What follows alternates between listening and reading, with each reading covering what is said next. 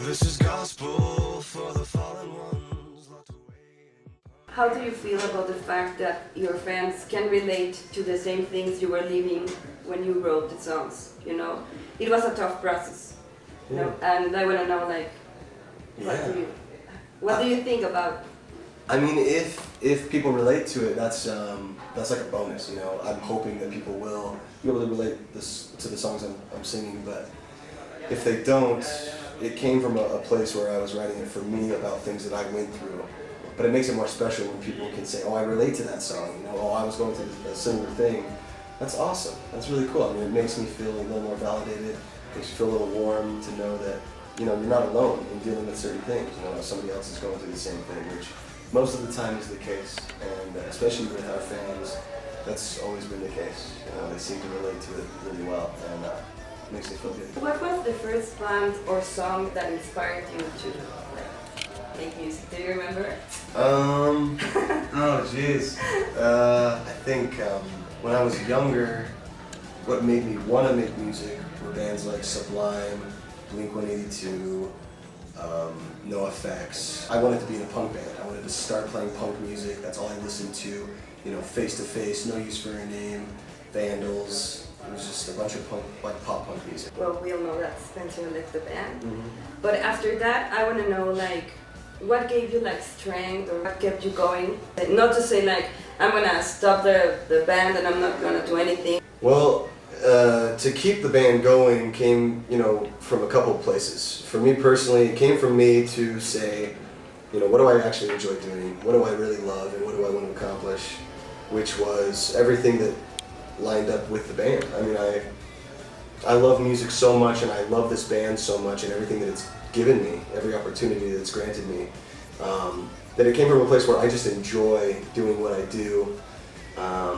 But you know, there were moments of doubt, and to see the support from our fans to come to shows and hold up signs showing support and telling us how much we mean to them, I mean, it's, you know, to say that I'm only doing this for myself is a lie, because I'm doing it to experience something with a group of people, you know, our fans, our friends. It's like to be able to connect on a level that most people will never understand, to have that deep connection. I mean, a lot of people miss out on it, you know, just writing things off or being cynical or being negative about stuff, to not fully immerse yourself in an experience. I think you're depriving yourself of something really great and beautiful, and our fans have always been, you know, the best at, you know, being supportive and showing us and letting us know that they really appreciate what we do, and that, you know, pushed me through a lot of that negativity. It's really good. Nobody wants the band to end, but when you like decide to finish the project and whenever Panic ends, how do you want the band and the project and the idea to be remembered? Hopefully for my accomplishments. You know, I'm guessing, you know, we'll be remembered for some bloopers, some failures, which I think is necessary. I think that people need to realize, you know, things that we tried to do and maybe didn't accomplish. That's very important to remember. But I hope that's it. I hope they don't remember us for things we didn't do. I hope we get to do so many things in the future that nothing's left out and they can't say that we didn't do something. That'd be awesome. And I want to know, like, when you watch like the work you did before, like your video, I Write Scenes Not Tragedies, do you feel nostalgic or? Yeah, of like... course. I mean, I was 17 when we shot that video. That was 10 years ago. I mean, I remember everything about that video now. You know, thinking about, I had the flu. I was very, very sick. I had a temperature of like 103, and I was puking, and I was very, very sick, and I was puking in between takes. They were like, okay, are you feeling okay? Are you gonna puke? All right, action. And we would go, and I would like do this whole thing, and then like cut. And I was just like so sick. So I remember that immediately. That was our first time meeting the dance troupe, Lucent Dossier, who was in the video. It was freezing outside, which it never is in California. It's never that cold, but it was freezing. It was like, for us freezing, it was like 30 something degrees. It was so cold. I remember, you know, us not eating very good food. We just ate junk food all day and felt so sick. We left the video shoot at 5 a.m. to make a plane to fly to our first gig, our first tour. it was just crazy. It was such a crazy, hectic, scary time, and I wouldn't change a thing. It was awesome. It was so beautiful that I knew something was special about that. I knew something big was happening, that we were just having so much fun. It was amazing. Yeah, that was cool.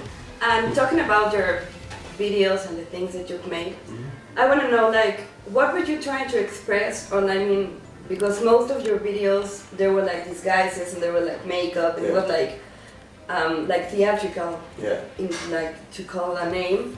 And I want to know, like, what's the idea behind that? A lot of the stuff in the lyrics, a lot of the song lyrics were exaggerated. So it was based on something that was kind of true, but really just embellished upon. And, you know, everything that we were singing about on the first record, like I said, was based on something true, but we built it up into the story, into these characters that was not us. You know, it was a persona that we wanted to be. It was a character that we were playing on stage in the music videos. So we wanted to dress up in the videos to portray these characters to, you know, in a literal sense, be someone else entirely in you know, in this medium. And yeah, after a while, you know, you can only be somebody else for so long. You know, when we were starting to like be those people off stage, and it got confusing. So we're like, okay, you know, and then, you know, after a while you start to change, and then certain things happen. And I still love playing characters though, but now I know when and where I need to do that, and not just off stage. You know, it's good. And this is like a question, it's like a funny one. Okay. There's a video where you were like drunk or supposedly drunk, and you explained like. Is this the Fall Boy? Yeah. Yeah. If somebody had to do what you did, like to tell Panic story, who would you choose? Oh God. Well, it would have to be somebody that can drink a lot, because I asked them why they didn't put how much I drank on the video, and they said because legally, from a legal standpoint, you could actually poison somebody and like they could die. Oh my I God. drank so much that I'm surprised. I ended up puking for about an hour afterwards, like straight. We couldn't leave the venue because I was outside of the bus puking. It was so bad. I thought I was gonna have to like be hospitalized. It was terrible. But it was a lot. If I had to pick somebody to do it, I still, one of my favorite people drunk is Pete. Pete and I, when we drink together, it's kind of like a frat house. Like we just want to like play pranks on people, and we want to like fuck around and just like, he's a funny dude when he's drunk. Pete is really funny when he's drunk. And I think that him telling the story of Fall Boy would be amazing, because I wonder how much he would remember that wasted. But him telling the story about us would actually be pretty fun, I think. That'd be pretty good. Do you remember your first memory from Mexico? The first time you came? Oh yeah, definitely. What was? The thing that I always remember, and I can never forget, was when we were at the show, Zach actually brought us in. They were selling bootleg merch outside. I still have that cup. Me too. They were selling bootleg merch, and one of the things that we actually bought bootleg merch from outside the venue. We bought our own bootleg merch, which is so shitty.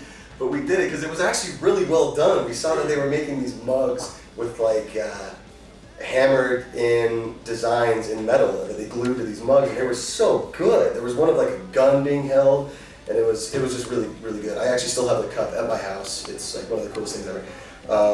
So that was the first thing, and then after we left the show, when we played the show, we got into the van. We were headed back to the hotel. We had to fly out really, really early the next morning, like 6 a.m. And on our way back, we get into the van, out of the venue, and the fans like crowded the van and they started tipping it back and forth, and I got so scared. I was like, oh my God, we're gonna fucking die. We're gonna die in Mexico. This is it. It's over. I was like freaking out, panicking, and then, no pun intended. And then we started to take off, and I was like, okay, it's over. And then I look behind us, and fans are just rushing us, and they're chasing after the van, and they chased us all the way back to the hotel. I mean, the hotel was like 10 miles away, and they chased us all the way back, and that was beautiful, and I knew that I loved Mexico. It was great. I'm talking about your Mexican fans, and the Yeah. last question, would you like to say something to them, to the Oh, fans yeah. that are going out tomorrow, and Oh, yeah. your fans that have been with you like Of course. since the beginning? Hello, fans. What I want to say to you is thank you for every single memory that I have of touring here in the short, in the small times that we've toured here.